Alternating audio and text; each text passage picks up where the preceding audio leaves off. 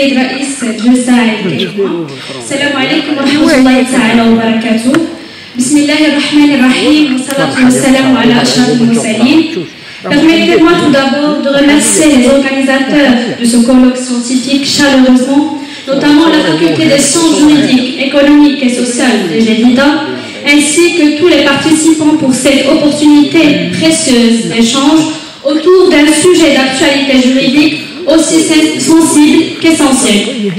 Aujourd'hui, je vous propose de réfléchir ensemble à un phénomène à la fois ancien et en constante mutation, à savoir la contrefaçon de l'art commercial, mais plus précisément à la façon dont elle se manifeste dans un monde numérique, connecté, transfrontalier et anonyme, et aux moyens procéduraux que notre système juridique met en place pour y faire face, à la lumière du projet de réforme du Code de procédure pénale numéro 03-23.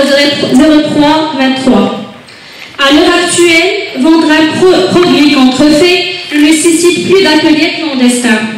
Il suffit d'un téléphone, d'un compte sur un site, de vente en ligne et un peu d'audace.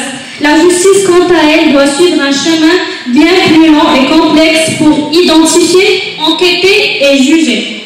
À cet égard, le projet de loi numéro 03-23 représente une avancée importante. Il prévoit des innovations essentielles, comme la possibilité des perquisitions électroniques, la numérisation des actes d'enquête, l'enregistrement audiovisuel, des interrogatoires ou encore le recours à la visioconférence. Ces outils sont adaptés aux nouvelles réalités technologiques et permettent de gagner en efficacité et de suivre les auteurs de délits dans un monde où les frontières n'existent plus vraiment.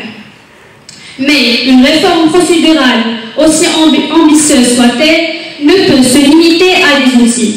Il doit aussi s'interroger sur ses propres limites et sur l'équilibre qu'elle doit préserver entre efficacité et respect des libertés fondamentales. La protection du droit de la défense, de la vie privée et du procès équitable doivent rester au cœur de toute réforme, surtout quand les technologies utilisées peuvent être imprévisibles. Dans le cadre de mon intervention, je me suis penchée sur la question de savoir si le projet de réforme est réellement en mesure de faire face de manière efficace et concrète aux défis posés par la contrefaçon de marque à l'ère numérique. Un défi qui est juridique, mais aussi économique et social. Ainsi, la contrefaçon porte atteinte à l'économie, à la sécurité des consommateurs et à la confiance dans le marché. Or, face à cette menace, les procédures classiques montrent des signes d'essoufflement.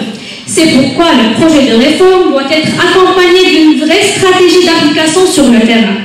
Car il ne suffit pas de prévoir dans les textes la possibilité de saisir des preuves numériques ou de travailler avec des outils modernes. Il faut aussi former les enquêteurs, les magistrats, créer des unités spécialisées et surtout assurer une coopération fluide entre les différentes institutions concernées. Police judiciaire, douane, autorité judiciaire, ENPIC, mais aussi les plateformes numériques, qui peuvent jouer un rôle déterminant dans la détection et la suppression des contenus illicites.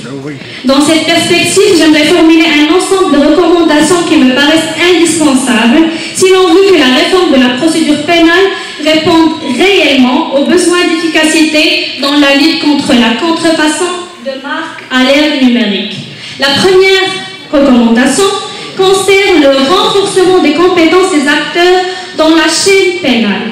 Il ne s'agit pas seulement d'un renforcement quantitatif, mais aussi qualitatif. La preuve numérique, par sa nature instable, volatile et souvent transfrontalière, nécessite des enquêteurs formés aux technologies émergentes, aux techniques de traçabilité numérique et à l'analyse des métadonnées, ainsi qu'aux règles de préservation de la chaîne de possession des preuves digitales. La deuxième recommandation porte sur l'encadrement juridique strict des nouveaux outils d'enquête. Si les perquisitions électroniques, les interceptions de communication numérique ou les accès à distance à des systèmes d'information sont indispensables, ils doivent impérativement être encadrés par des règles précise, prévisible et respectueuse du principe de proportionnalité. Une procédure pénale doit rester fidèle à son essence, protéger les droits, même lorsqu'elle poursuit un objectif de sécurité. La troisième recommandation touche à la coopération judiciaire et institutionnelle. La contrefaçon numérique ne respecte ni les frontières physiques, ni les temporalités traditionnelles du procès pénal. Cela suppose de renforcer les mécanismes de coopération internationale existants, mais aussi d'instaurer des passerelles de communication efficaces entre les acteurs nationaux, magistrats, administrations douanières, empires et les agences de régulation numérique et des plateformes en ligne. Pour conclure, je voudrais rappeler que ce dont on parle ici ne sont pas des idées théoriques ou lointaines. Des pays comme la France, l'Espagne ou le Canada ont déjà mis en place ces outils dans leur système judiciaire. Ils ont autorisé, par exemple, les perquisitions électroniques, la saisie des preuves à distance ou encore l'enquête sur les communications numériques, tout en protégeant les droits de personnes. Cela montre bien qu'il est possible d'avoir une justice à la fois efficace et respectueuse des libertés. Aujourd'hui, avec le projet de réforme de la procédure pénale, le Maroc a lui aussi une vraie chance de moderniser ses règles, de s'adapter aux nouveaux types de criminalité comme la contrefaçon numérique et de donner à ses juges et enquêteurs le moyen d'agir vite, mais dans le respect des droits. La technologie est là. Ce qu'il fait maintenant, c'est un cadre clair, équilibré et juste. C'est à cette condition que notre justice pourra vraiment relever les défis d'un monde numérique et protéger efficacement les marques, les entreprises et les consommateurs. Merci pour votre attention.